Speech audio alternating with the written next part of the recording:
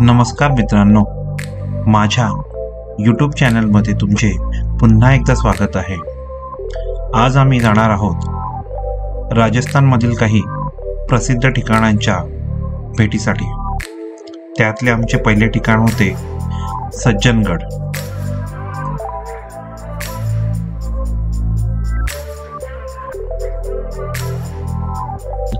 राजस्थानमधील उदयपूर शहरातील एक टेकडीवरील राजवाड्याचे निवासस्थान आहे, जे फतेसागर तलावाच्या नजरेतून दिसते। मेवाड राज्य घराण्यातील महाराजा सज्जन सिंग यांच्या नावावरून याला सज्जनगड असे नाव देण्यात आले आहे, ज्यांच्यासाठी ते 1884 मध्ये बांधले गेले होते।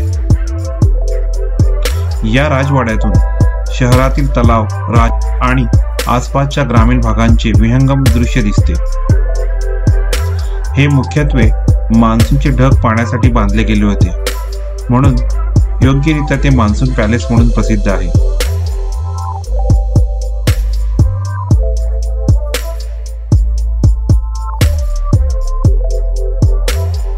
या राजवाड्यातून सूर्यास्ताचे सुंदर दृश्य दिसते।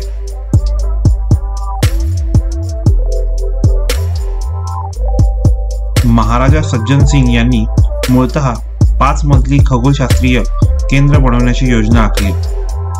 महाराजा सज्जन सिंग यांच्या अकाली मृत्यूमुळे ही योजना रद्द करण्यात आली। त्यानंतर त्याचे पावसाळी राजवाडा आणि शिकारी लॉजमध्ये रूपांतर झाले। अरवली टेकड्यांमध्ये उंच उदयपूरच्या अगदी बाहेर संध्याकाळच्या वेळी राजवाडा उजळतो, सोनेरी केशरी चमक देतो। राजवाड्याचा इतिहास मेवाड राज्याचा इतिहास प्रतिबिंबित करतो। महाराज सज्जन सिंग मान्सून पॅलेसचे प्रारंभिक बांधकाम करणारे मेवाड राजवंशाचे 72वे शासक होते आणि वर्षाच्या अल्प कालावधीसाठी उदयपूर मधून राज्य केले। महाराजांच्या अकाली मृत्यूनंतर मेवाड राजवंशाचा इतिहास गोहिल यांच्याकडे आला, ज्यांनी 568 मध्ये मेवाड राज्याची स्थापना केली।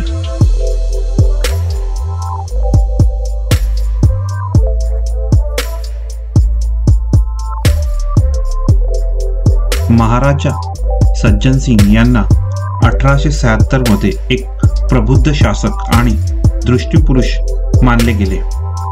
त्यांनी आपल्या राज्यात विकासात्मक उपक्रमांचा एक मोठा कार्यक्रम सुरू केला, विशेषतः रस्ते, पाणी पुरवठा आणि इतर नागरी कामे यासारख्या पायाभूत सुविधांचा विस्तार करणे।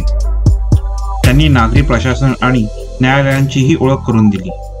त्यांनी वनीकरण आणि तलाव सुधारणांद्वारे उदयपूरचे सामान्य वातावरण सुधारले। त्यांनी पिचोला सरोवराचे निर्जंतुकीकरण केले आणि साठवण क्षमता सुधारण्यासाठी दगडी बांध पुन्हा बांधला। तसेच कला आणि संस्कृतीमध्ये त्यांच्या वैयक्तिक आवडीनुसार ऐतिहासिक वारसा जतन केला। उदयपूर शहराच्या पश्चिमेकडील पार्श्वभूमी म्हणून सज्जनगड पॅलेस तसेच मान्सून पॅलेस बांधणे हा त्यांनी हाती घेतलेला सर्वात महत्त्वाकांक्षी प्रकल्प होता। सज्जन सिंगच्या राजवटीतच उदयपूरला मुंबईनंतर भारतातली दुसरी नगरपालिका म्हणून मान्यता मिळाली। मेवाड राज्याचे जतन आणि विकास करण्याच्या त्यांच्या उल्लेखनीय कामगिरीबद्दल आणि ब्रिटिश राजवटीत ते एक रियासत असल्याची आठवण करून देण्यासाठी त्यांना नोव्हेंबर 1881 मध्ये लॉर्ड रिपन यांनी grand commander of the star of India ही पदवी बहाल केली। किल्ल्याच्या आत आल्यावर तुम्ही सुंदर अशा पेंटिंग्स पाहू शकता। तसेच आतमध्ये निरनिराळ्या जंगली जनावरांचे मूर्ती आर्ट पाहू शकता।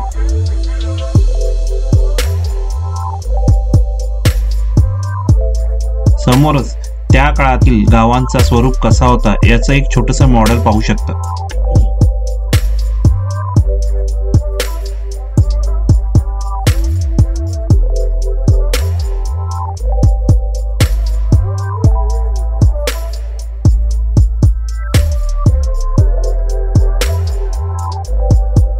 किल्ल्यावरून उदयपूरच्या संपूर्ण शहराचे सुंदर असे दर्शन होते।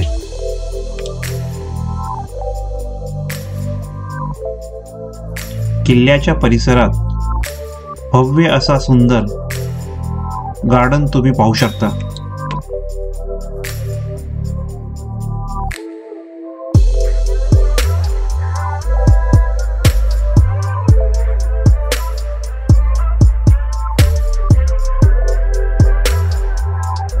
या गार्डन मध्ये थोडा वेळ घालवला, थोडे फोटोज क्लिक केले आणि आम्ही तेथून फतेसागर लेक कडे निघालो.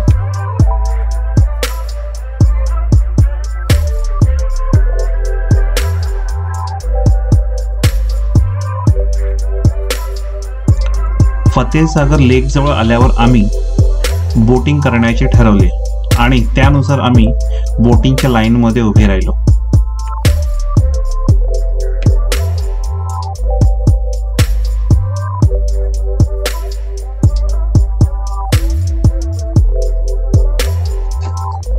एक 15 मिनिटं लाईन मध्ये वेट केल्यावर आमचा बोटिंगसाठी नंबर लागला आणि आम्ही बोटिंग करायला निघालो.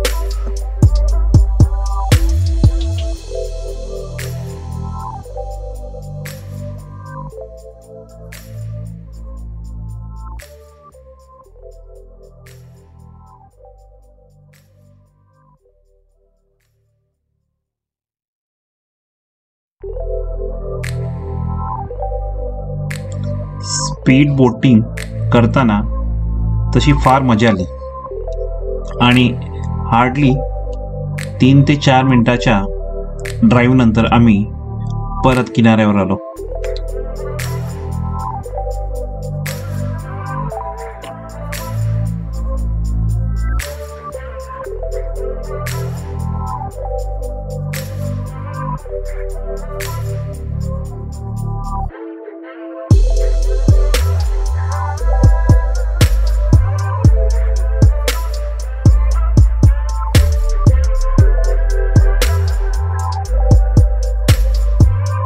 फतेसागर लेक मध्ये बोटिंग करून झाल्यानंतर त्याच्या समोरच महाराणा प्रताप मेमोरियल स्मारक होते. आम्ही तिथे जाण्याचे ठरवले. एंट्री तिकीट घेतलं आणि आम्ही कार्ट मध्ये बसून त्या स्मारकाकडे निघालो.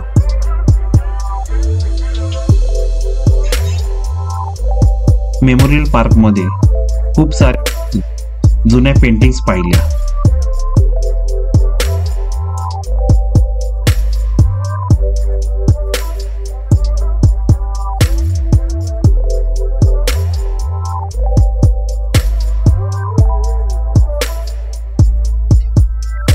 तसेच आतमध्ये पलगड, सिटी पॅलेस यांचे लहान मॉडेल बनवून ठेवलेले आहेत. ते अतिशय सुंदर अशा पद्धतीने ते प्रदर्शित केलेले आहेत.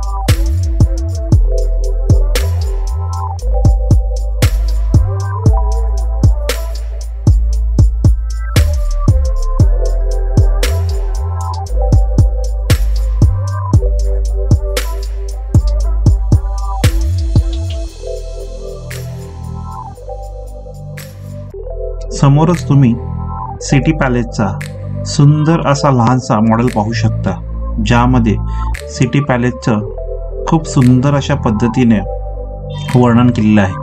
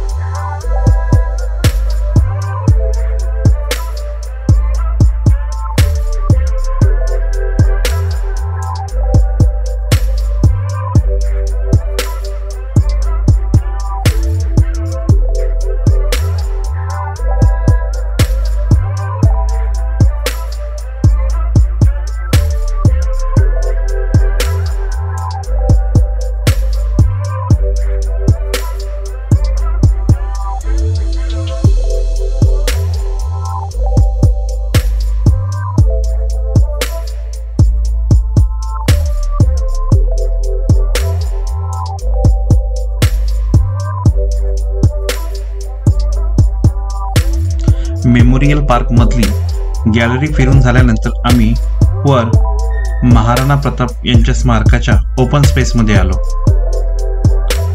वरून उदयपूरचा सुंदर असा दृश्य दिसत होता.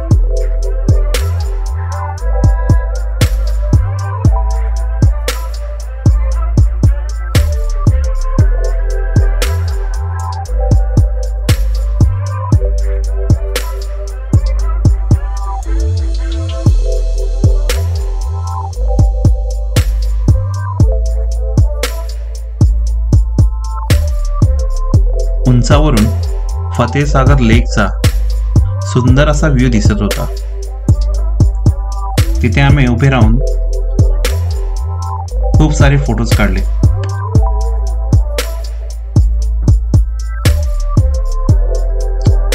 थोडे पुढे चालत चालत आम्ही त्या मेमोरियल पार्क मध्ये असलेल्या एका गार्डन जवळ आलो.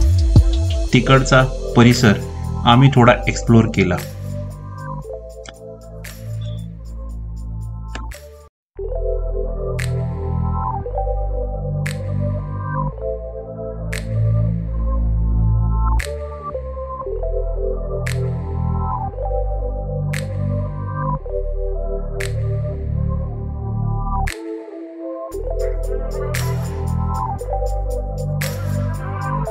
समोरच पुरातन काळातील एक किल्ल्यासारखा स्ट्रक्चर मोडक्या अवस्थेत उभा होता. त्याच्या आतमध्ये जाऊन आम्ही त्याचं निरीक्षण केलं आणि थोडेफार फोटोज काढले.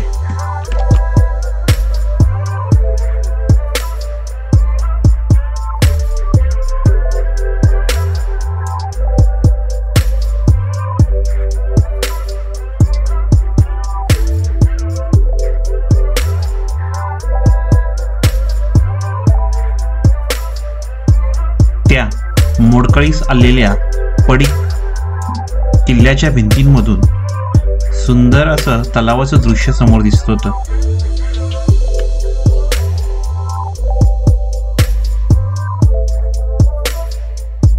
हे सगळं दृश्य कॅप्चर करून आम्ही पुढे निघालो सहेलियों की बाड़ी या उद्यानामध्ये.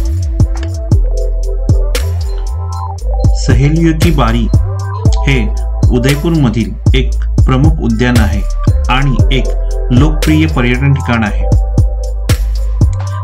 हे उद्यान राणा संग्रामसिंह यांनी बांधले होते. येथे एक छोटेसे संग्रहालय देखील आहे ज्यामध्ये भारतीय इतिहासाची भरपूर माहिती आहे.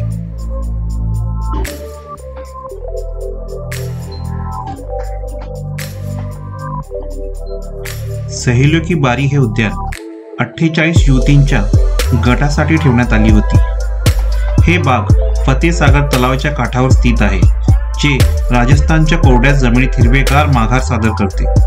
हे 1710 ते 1734 या काळात महाराणा संग्रामसिंह यांनी राजेशाही महिलांसाठी बांधले होते.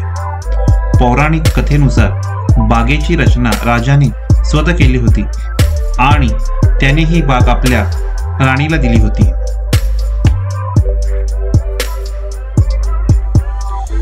राणीच्या लग्नात 48 दासी होत्या.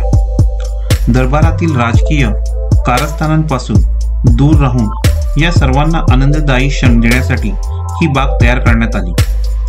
ही नमुनेदार बागशाही महिलांसाठी लोकप्रिय विश्रांतीची जागा असायची. राणी आपल्या दासी आणि महिला सोबत्यांसह येथे फेरफटका मारायला यायच्या आणि फुरसतीचा वेळ घालवायची. मित्रांनो, इथे एक फाउंटेन आहे, ज्याच्या समोर उभे राहून तुम्ही जर 3 वेळा टाळी वाजवली तर ते फाउंटेन सुरू होते आणि 3 वेळा टाळ्या वाजवल्या तर ते फाउंटेन बंद होते. त्या काळात तेथे अशा काही ऑटोमॅटिक सेन्सर्स नव्हते, ज्याच्यामुळे तिथे क्लॅप केल्यावर हे फवारे चालू होतात.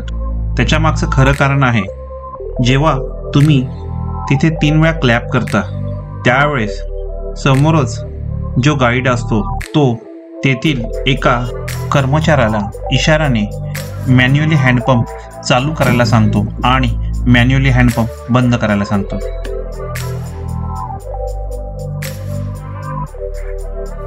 या सुंदर अशा गार्डनचा फेरफटका मारून आमचा राजस्थानचा शेवटचा दिवस संपला आणि आम्ही परत मुंबईकडे निघालो.